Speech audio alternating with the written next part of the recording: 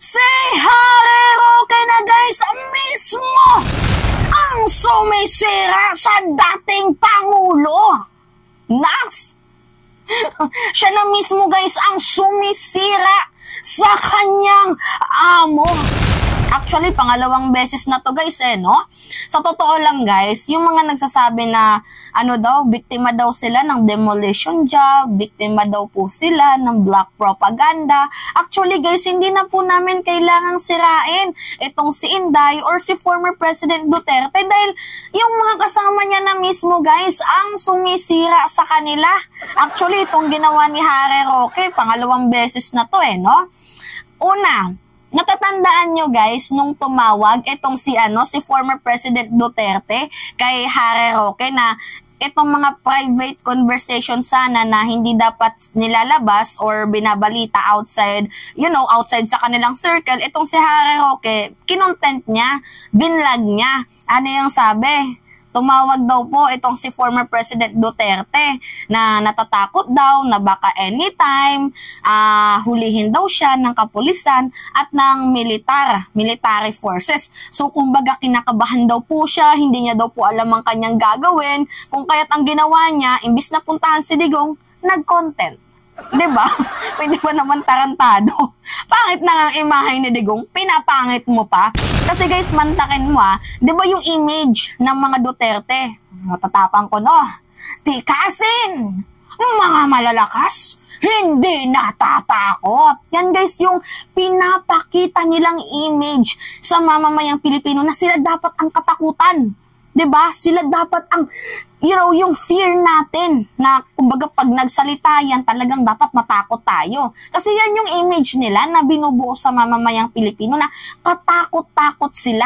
Ang hindi sumunod, may kalalagyan. Pero sa nangyari guys, si Harry Roque na mismo guys yung nagsiwalat na itong si former President Duterte natatakot na baka anytime daw po hulihin daw siya ng ICC kasi alam nyo naman guys ng ICC tapos na pong mag-imbestiga sa bansang Pilipinas at by the second quarter of this year baka posible na lumabas ang warrant of arrest, red notice, kung kaya't diba itong si Digong napapraning na tinawagan si Roque. Tanga naman tong si Roque, alam niya namang privado tong image, itong conversation na to. Ano yung ginawa niya? Siniwalat niya. O ano yung naging muka ni Digong sa mamamayang Pilipino? Ay si tanda, natatakot na. O diba, nasa na yung matapang na Digong? Bakit baga parang nababahag na ang kanyang buntot? Diba? Yan guys yung naging image.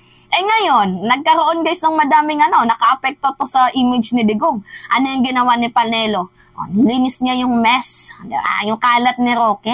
Sabi niya, hindi naman totoo na tumawag si former President Duterte kay Harry Roque. Ang nangyari guys, ang nasira si Roque kasi mantakin mo abogado ka tapos pinagmukha kang sinungaling. 'Di ba?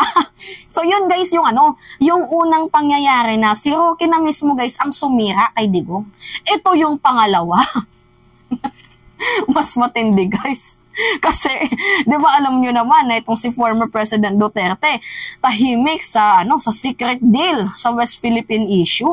Gago tong si Roque. Sa sobra ba namang atat na sirain ang imahe ni President Marcos.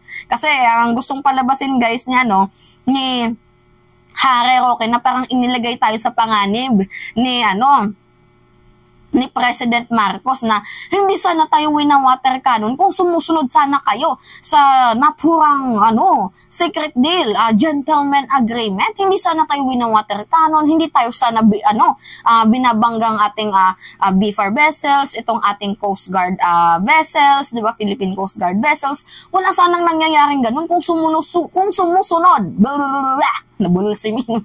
Kung sumusunod daw sana tayo sa gentleman's agreement. O ngayon guys, sino yung nasira dito? Sino? Sino ba sila? Sino yung nasira? Hindi naman po ang Pangulo. Si Digong na naman po guys.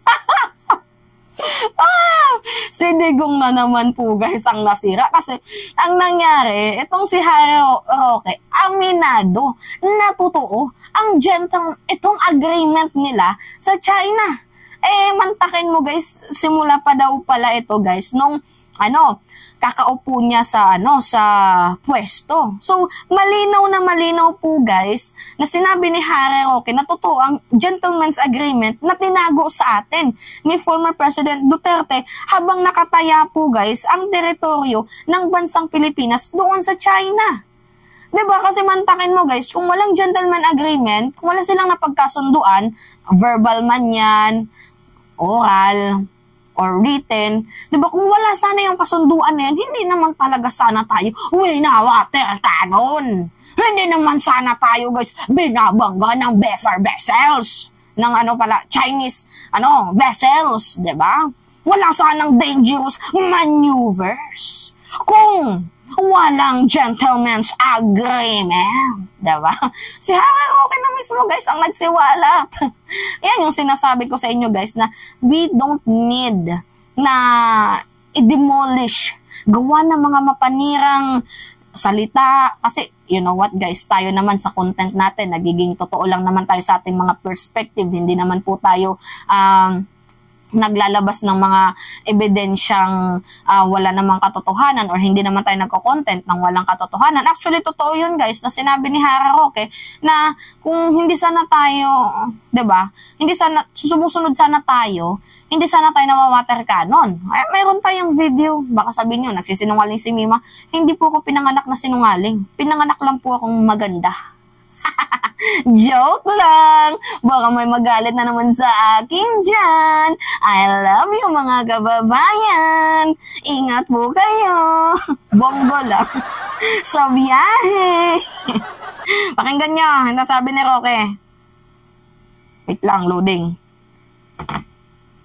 Former presidential spokesperson Harry Roque has confirmed the existence of an agreement between China and the Philippines under former President Rodrigo Duterte's administration regarding Ayungin Shoal.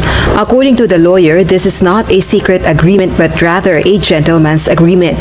And although it is not a treaty or a written agreement, the two countries agreed to maintain the status quo in the disputed territory. This means that repair supplies will not be brought to the BRP Sierra Madre and no further improvements will be made to structures built by China in the area. Ang kasunduan nila, status quo.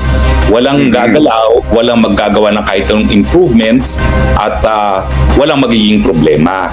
So pagdating ko sa Ayungin, ang usapan talaga dahil dito sa status quo agreement ng Pilipinas at ng China sa panahon ni dating Presidente Rodrigo Roa Duterte, tubig at pagkailangan dadalhin doon sa Sierra Madre. No?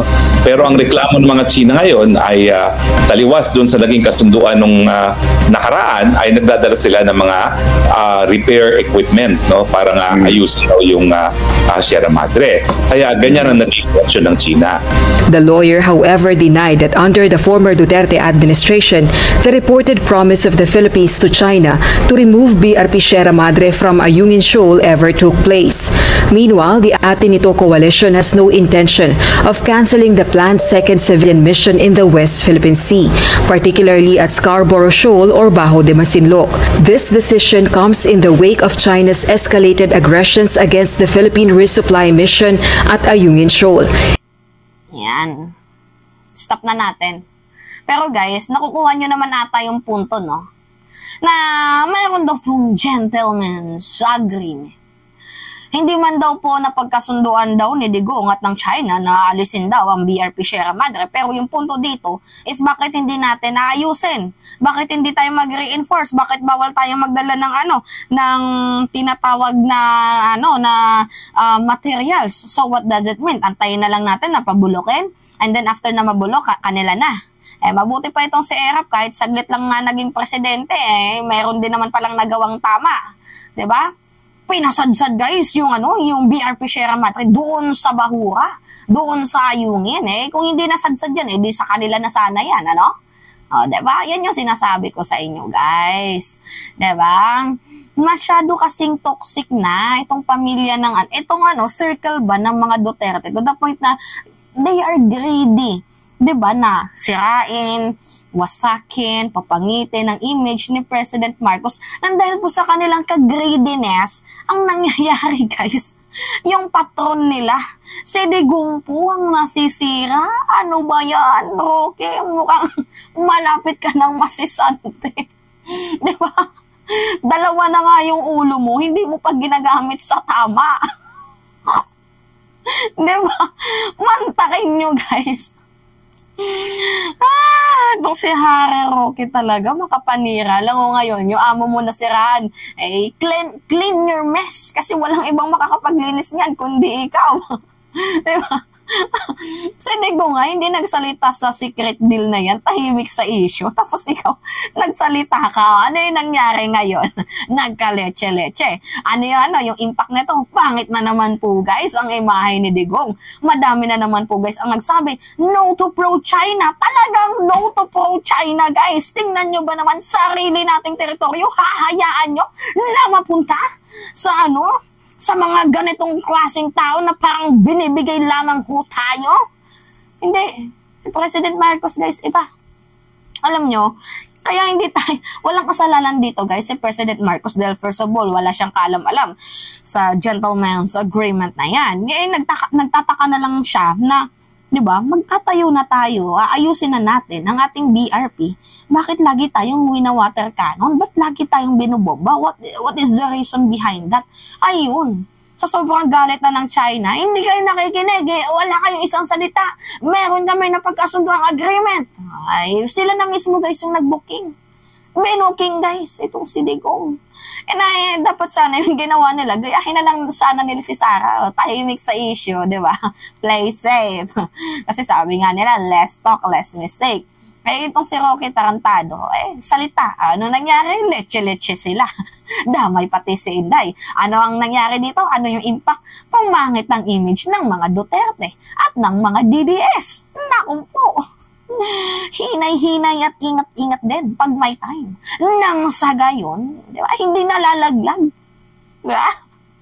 Sabi nga nila, nahuhuli ang isda sa bunganga. Naniniwala ako dyan, guys. So, tingnan nyo yung nangyari kay Roque ngayon. Siya na mismo ang sumira. Naku po, Roque. Mukhang maaga kang masisisante niyan.